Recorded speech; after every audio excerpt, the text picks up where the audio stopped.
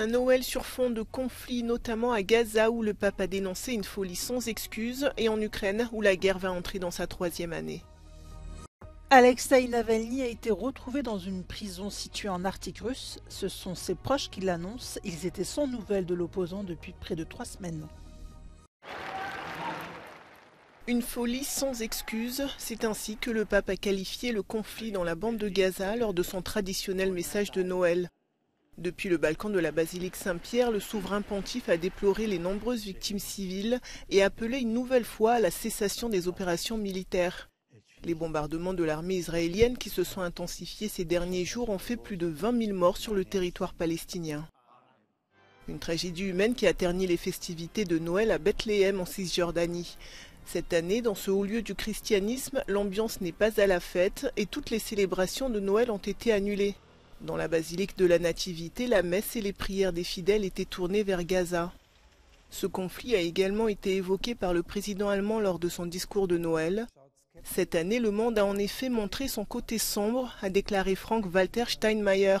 Le chef d'État a mentionné l'horreur de l'attaque du Hamas du 7 octobre et déploré les victimes palestiniennes.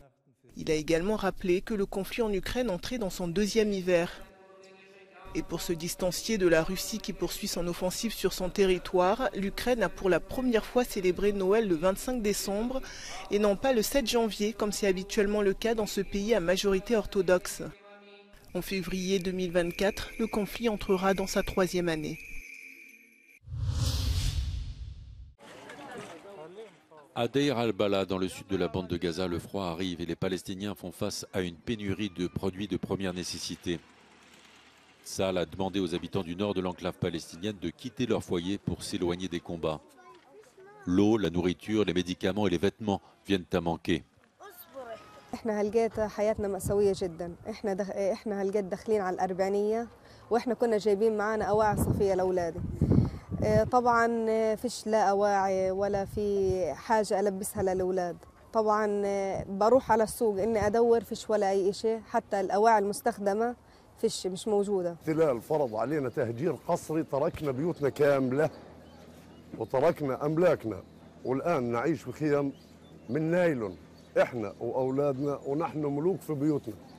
اليوم اصبحنا أذلة عايشين في شوارع نلتقط الملابس القديمة لاولادنا نكسيهم من برد الشتاء. ومش عارفين ايش نعمل في الحال والى متى هذا الحال والى متى هذا الحصار. Selon les Nations Unies, la guerre d'Israël contre le Hamas a poussé sur les routes environ 80% des 2 400 000 Gazaouis.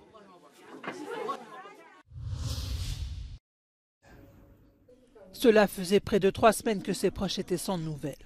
L'opposant russe Alexeï Navalny a été localisé. Il se trouve dans une colonie pénitentiaire située dans l'Arctique russe. Sa porte-parole assure qu'il va bien. Son avocat a pu lui rendre visite ce lundi.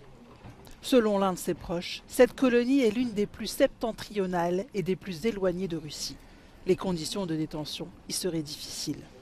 Principal opposant à Vladimir Poutine, Alexeï Navalny purge une peine de 19 ans pour extrémisme. Ce lundi, à Belgrade, ils étaient encore nombreux à manifester pour dénoncer des irrégularités lors des élections législatives du 17 décembre. Le parti du président Aleksandar Vučić a revendiqué la victoire, mais le scrutin a été vivement critiqué par des observateurs internationaux qui parlent notamment d'achat de voix et de bourrage des urnes. Parmi les manifestants, il y avait majoritairement des étudiants. There was a lot of irregularities through whole Serbia. So this is the first action, and after that, if we don't have answer from ministry, we will go in the new blockades in next days. Lundi, le président serbe a reçu l'ambassadeur russe à Belgrade. La Russie, qui entretient de bonnes relations avec la Serbie, a accusé l'Occident de vouloir déstabiliser la situation. Dimanche, des manifestants ont attaqué la mairie de Belgrade avant d'être repoussés par la police. Selon le président serbe, 2 policiers ont été grièvement blessés et plus de 35 personnes ont été arrêtées. Des membres de l'opposition ont annoncé avoir entamé une grève de la faim dans le but d'annuler les résultats.